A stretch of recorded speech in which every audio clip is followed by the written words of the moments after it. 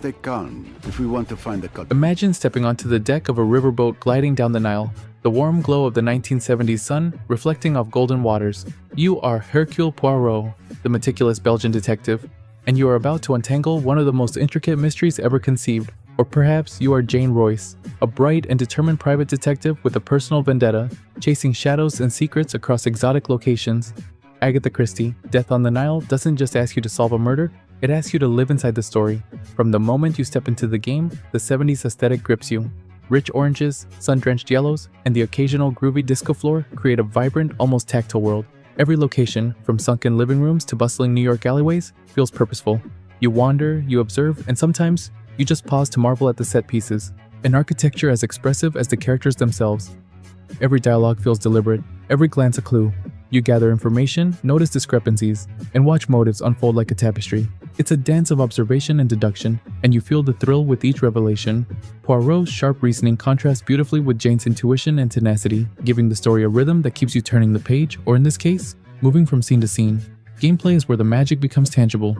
The mind map is your constant companion, evolving as clues accumulate, forcing you to think critically, to connect dots that are often obscured beneath layers of misdirection. Puzzles vary from the elegantly simple to the devilishly intricate.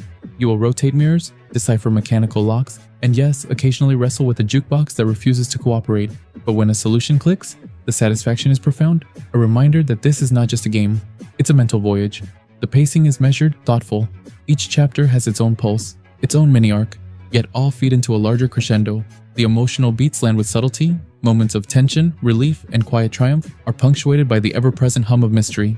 The music, an acid jazz soundtrack, gently underlines the narrative, never overpowering but always reminding you of the era you inhabit.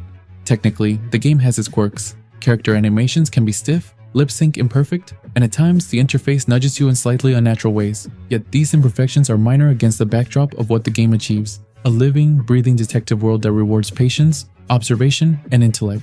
Agatha Christie, Death on the Nile, is not merely a retelling, it is an invitation. An invitation to think, to question, to experience the delicate tension between what is seen and what is hidden.